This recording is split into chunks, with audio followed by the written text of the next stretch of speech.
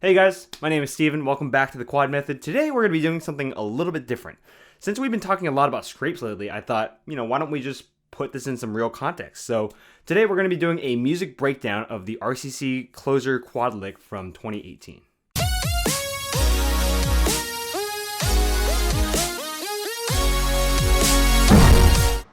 I played a lot of quad features in the course of 8 years, but by far the most popular one has been this one.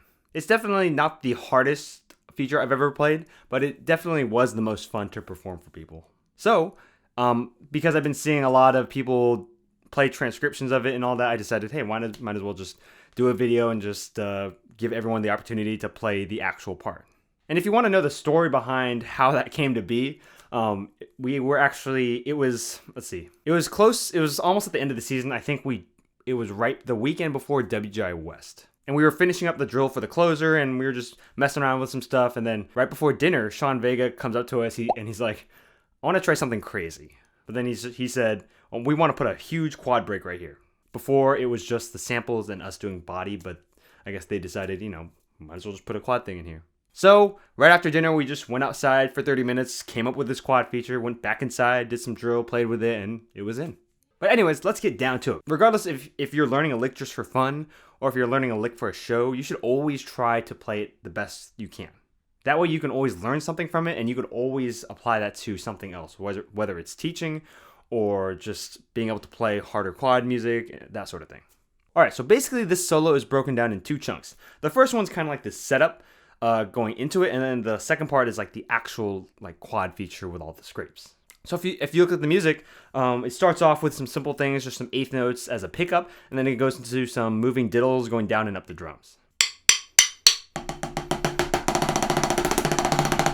So when you're playing big diddles like this, and you have eighth notes leading into it, just make sure that you're keeping your diddles nice and open. This solo is meant to sound big. It's really easy to just kind of dig into the head and move around the drums without giving thought to that.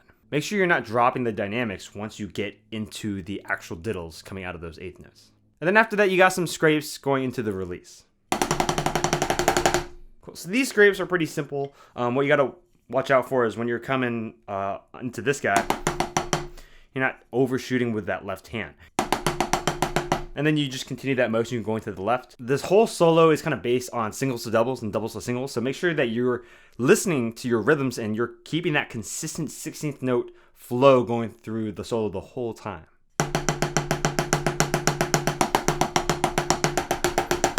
And on the single, watch out. Make sure that your right to left hand is balanced. Try not to underbalance your left hand. If you have to, give a little bit more juice to that left hand without raising the right hand. So overall, the first part's pretty simple. Definitely take it slower. Once you get the feel for it and you get the feel for the motions, it should feel pretty simple. There's no stop motions. It's all very flowy. So get the quality right, get the rhythms right, finish it off strong with the singles, and then start taking the tempo up.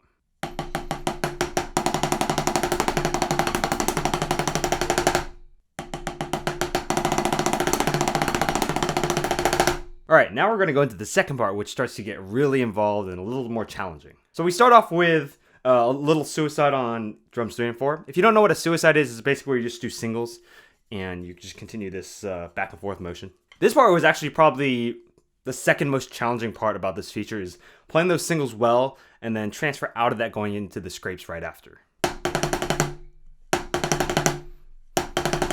One of the biggest mistakes I see when people do this is that they overcross. They think that it's necessary to get the wrists over.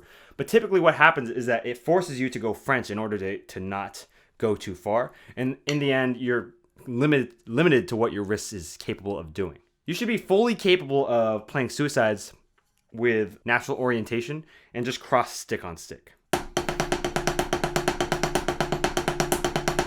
So I'd practice that a little while, just play singles over and over again until you get it right. Make sure you're listening to yourself though. It's easy to distort the rhythm, but more importantly, it's easy to distort the sound quality right to left. Because your right hand's on top, it's getting more height, and because the left hand's on bottom, we tend to not use as much wrist rotation as we should be.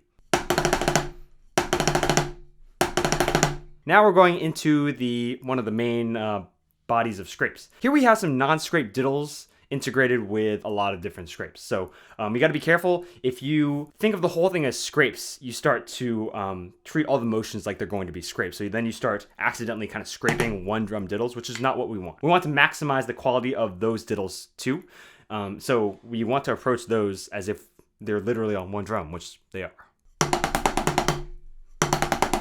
Don't ignore this guy. It's really easy, A, because it's on Spock, and B, because it's not scraped. We're so focused on what the right hand scrape is doing that we can't ignore this. Because if this is not good, then we're going to have troubles getting into the segment right after. So following that, we have a non-scrape on drum 2.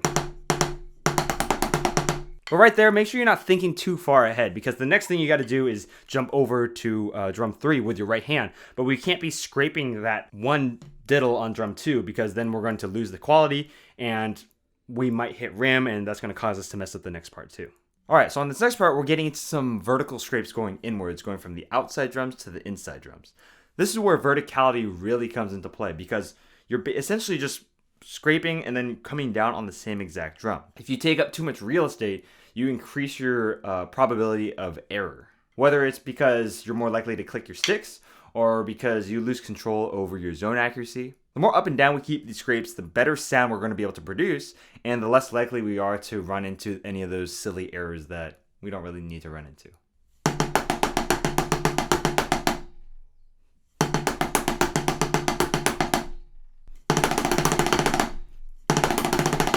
One of the things that typically happens when you have larger scrape motions like this is, especially when you're going from 2 to 3 over to 4 to 2, is that a lot of people tend to overshoot the first scrape in order to get to the second one.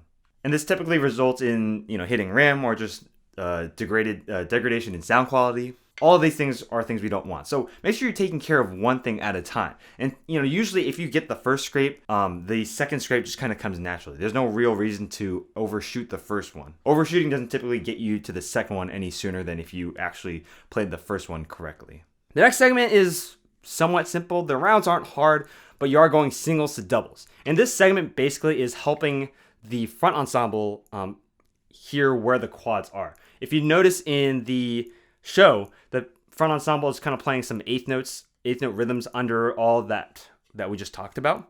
But once we get through this little transition, then the pit plays 16th notes with the quads. And it's pretty cool how they do it. It's really impressive. I don't know how they can listen to all the stuff that we're playing. But yeah, this segment is meant to set them up. So it's not meant, we didn't want it to make it difficult. We just wanted to make it audible. First, you got some singles going into doubles, back to singles, and then you got 2 eighth notes to get ready for all the craziness at the end.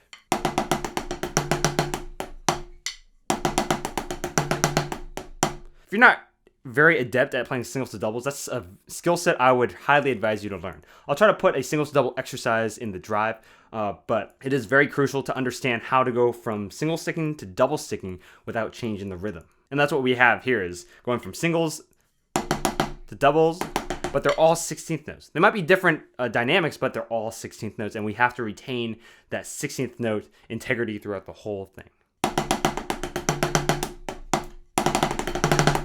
And because those singles are up, coming out of those piano doubles, make sure that your left hand isn't late to the E. And now we get to the last part, which is the epic moment, the end of the feature, the one that everyone kind of gets excited about. And the cool thing about this particular round that I really like is that the arm motion doesn't change. The hand speed does, but the arm motion doesn't change, going from singles to double or doubles to singles. If you took kind of the eighth note check of this, it would sound and look like this. But when you fill it in with all those singles and doubles, it sounds a lot cooler, but it doesn't look that difficult. As easy as that might look, there are 2 things you got to note. First of all, the most important is do not ignore this underhand. It is still an integral part of what you are playing, so don't ignore it and just focus on that right hand. Because honestly, in the end, your right hand is going to kind of be, the success of your right hand is determinant on how consistent and strong your left hand is. Also, second, make sure you're not over scraping or you're putting too much emphasis on each particular diddle.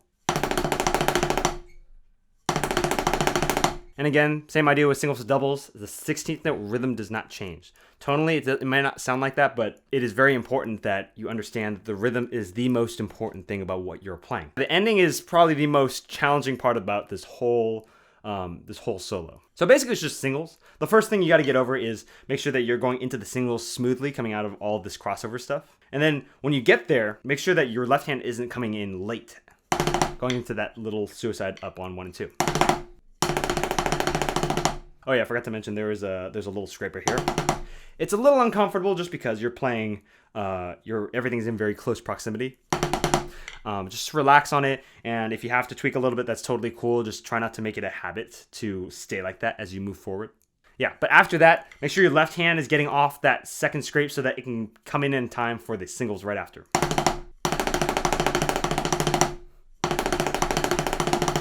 So once you get through that, then you just continue that crossover pattern, but you have to go all the way down to drum 4 and then back up the drums. So the hardest part is going from this transition into this guy.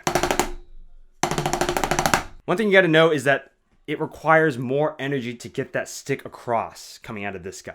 Some people try to approach motion with the same energy on everything, but that's not the case. Some things require more energy. Some rounds require you to push a little bit more. So make sure that you feel that coming out of this relaxed around pattern up here, going into the big one down there. And because you're pushing with your larger muscle groups, you're going to have to use your core to stabilize yourself too, or else you're going to start swinging back and forth, which, is not a good thing.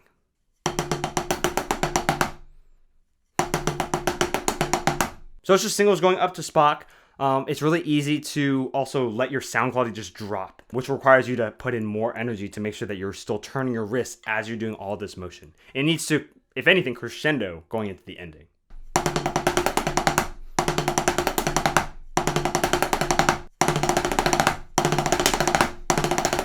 And with that is the whole feature. So you got your 2 chunks.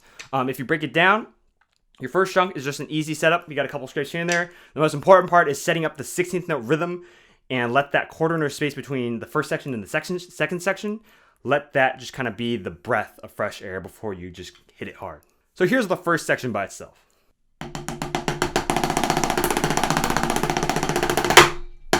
Pretty simple. It is fast, so just make sure you're staying relaxed the whole time. And then the second part is the crazy one where you just gotta go, go, go.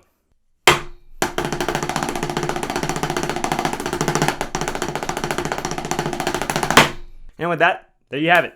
Hope that helps. If you put that all together and you are able to make it sound good, consistent rhythms, consistent 16th notes, then this is what it should sound like in the end.